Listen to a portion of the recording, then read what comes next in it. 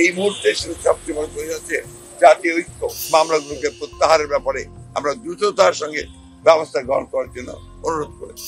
আজকে আমাদের আসার মূল উদ্দেশ্য ছিল যে সাম্প্রতিককালে যে দুটো পরিস্থিতি, বিশেষ করে গত কয়েকদিন ধরে যে আইন শৃঙ্খলা পরিস্থিতি, পরিস্থিতি এবং আপনার ছাত্রদের কয়েকটি কলেজের সমস্যা নিয়ে, এই বিষয়গুলো নিয়ে আমরা আমাদের যে দলের পক্ষ থেকে যে আমাদের উদ্বেগ, সেই উদ্বেগের কথা আমরা জানিয়েছি এবং আমরা আশা করেছি যে আমরা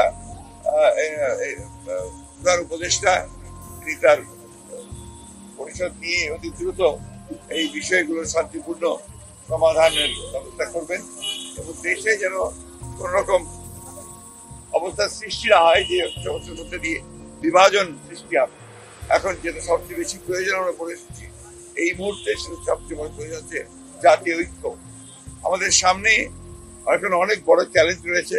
সেই চ্যালেঞ্জগুলোকে মোকাবেলা করার জন্য বিশেষ করে যারা বাংলাদেশের স্বাধীনতা সার্বভৌমত্বের প্রতি হুমকি হয়ে দাঁড়ায় অথবা এর যে স্ট্যাবিলিটি, এটাকে যারা বিনষ্ট করতে চায়, তাদেরকে প্রতিহত করার জন্য প্রতিহত করার জন্য আমাদেরকে অবশ্যই একটা জাতীয় ঐক্য গড়ে তুলতে হবে। সেই কথাগুলো আমরা আপনাদের বলে এসেছি। আমরা সেই সঙ্গে জনগণের যে দুর্ভোগ হচ্ছে, বিশেষ করে দ্রব্যমূল্যের ব্যাপারে, সেই বিষয়টি আমরা তাদের সামনে নিয়ে এসেছি যে যাতে করে দ্রব্যমূল্য কমানোর জন্য কাজ করা যায় এবং টিসিবি ট্রাকগুলোকে আমরা বাড়ানোর জন্য বলে এসেছি, আর প্রতি এলাকা ভিত্তিক বাড়ানোর জন্য বলেছি। আমরা বলেছি যে আপনার যে ট্রাক চলাচল, যানবাহন চলাচল যদি নির্বিঘ্নে থাকে, সেই বিষয় নিশ্চিত করার জন্য আমরা তাদেরকে অনুরোধ করছি।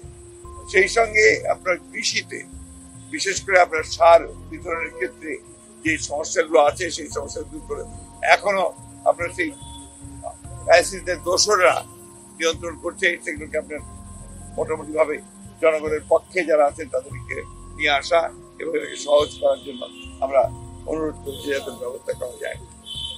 সেই সঙ্গে শিল্প উৎপাদনের ক্ষেত্রে আমরা বলেছি যেন আপনার নর্মাল যে আপনার অ্যাক্টিভিটি সেটা যেন চালু থাকে, বিশেষ করে শিল্পাঞ্চলে শ্রমিকদের বেতনের ক্ষেত্রে যেন কোনো আপনার বাধা সৃষ্টি না হয় এবং তারা যেন বেতন পান, তার জন্য প্রয়োজনে সরকারকে ঋণ দেওয়ার জন্য আমরা বলেছি যে বেশি করে ঋণ দিয়ে তাদেরকে সেই বেতনের ব্যবস্থা করতে হবে।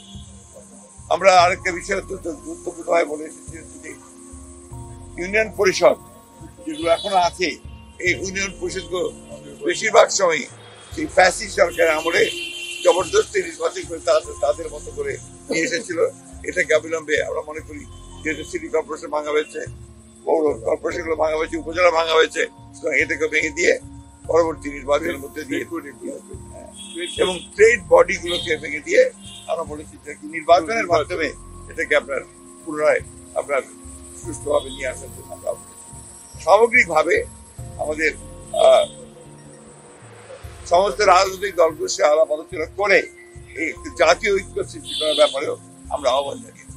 আমরা সেই সঙ্গে আপনার এটাও বলেছি যে আমাদের নির্বাচন যেটা সবচেয়ে বেশি প্রয়োজন, সংস্কারগুলোকে আপনারা সম্পূর্ণ করে অবিলম্বে যত দ্রুত সম্ভব রোড ম্যাপ দেওয়ার কথা আমরা বলে এসেছি যে একটা রোড ম্যাপ অত্যন্ত জরুরি। এই কথাগুলি আমরা তাদেরকে বলেছি এবং প্রধান উপদেষ্টা এবং তার সঙ্গে যারা সদস্য ছিলেন তারা অত্যন্ত শান্তিপূর্ণভাবে মনোযোগ সহকারে আমাদের কথাগুলো শুনেছেন এবং আমরা বিশ্বাস করি যে তাগুলো গুরুত্ব দিয়ে তাদেরকে প্রয়োগ করার ব্যবস্থা করি।